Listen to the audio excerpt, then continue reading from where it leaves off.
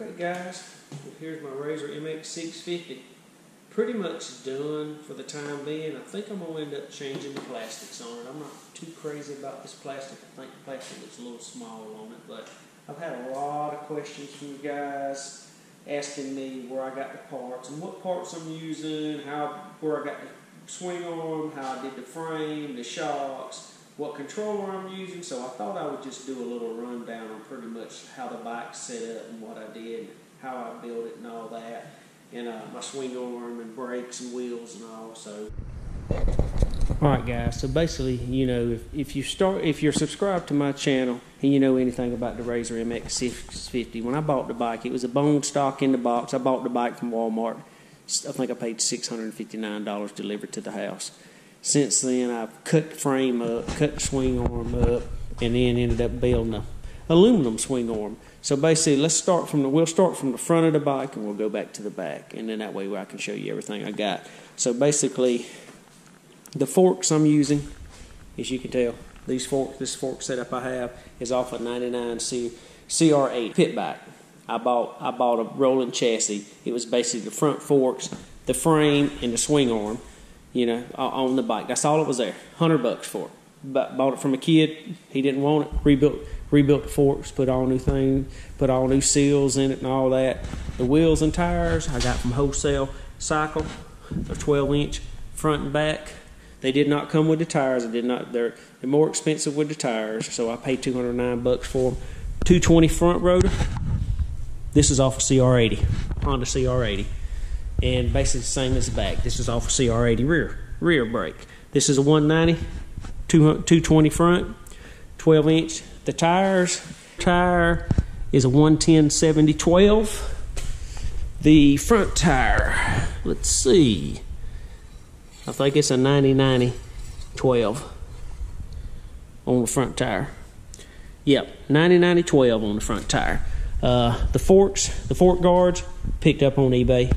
The plastic is the newer style CRF 50 with the tank. This is a CRF 50 gas tank, as you can see. It's the real tank. I just cut it up. Standard Razor seat. The motor, I used two different companies. I used Lone Star Electric and I used Electric Co. The motor I bought, they had it on sale at Christmas time, so I bought the Cube 165 from Electric Co. All right. The controller that runs it, the domino grip, everything, I bought a kit from Lone Star. The guys are amazing, you know, on that. So the motor, I think I paid, they had it on sale for $4.99. I bought it for $4.99. The controller, I think the controller was right out $600, and that's for everything. That's the wire and all that. And as you can see, I have a Suron body, a battery in it, built into it, into the frame.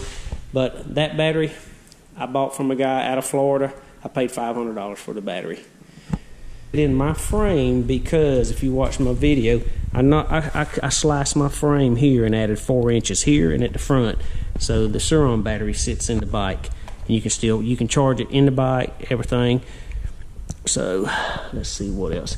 The aluminum, the rear shock is a Honda XR100 that come off of eBay. I think it was $60 for that shock. It's a used shock. It's not a brand new one. The swing arm I bought when I bought the front end for that. These are the tabs that come off. I cut these off and then I bought off. This is all aluminum I bought, and this was all, I bent all this and straight and welded it. It's running a 43 tooth sprocket right now, 420 chain.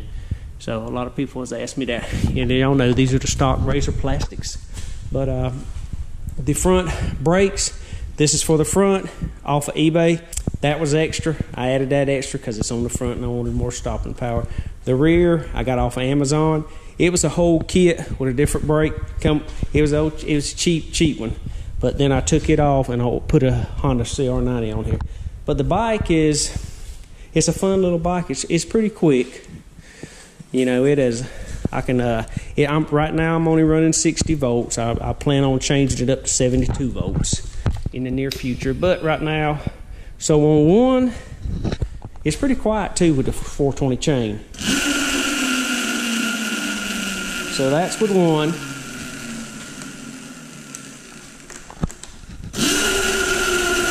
That's for 2. On 2. Let me hold on to it because it'll jump. That's for 3. So it rides pretty good. The Cycle Plus come from Amazon, but I just wanted to give everybody a little down. The driver I'm using is the Piggyback Pro 4 driver. So it's been pretty good. Haven't had any trouble with it.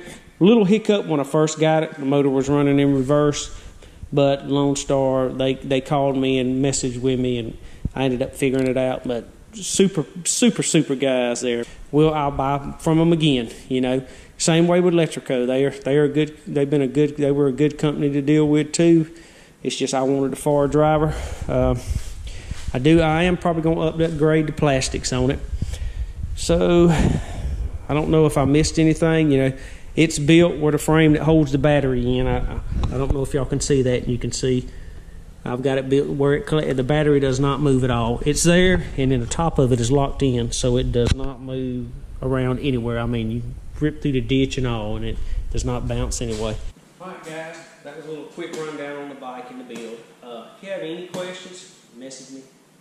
I'd love to hear from y'all guys. If you have not subscribed, hit that subscribe button and that notification, because I got a few more things I want to do to it. I'm going to end up changing all the plastic and all that. If you have any questions about the builds or how I've done it or anything like that, and if you hadn't subscribed, my other video shows how I ended up building a swing arm, how I mounted this, and how I cut the frames. You can check those videos out if you want to. But again, guys, thank you for watching.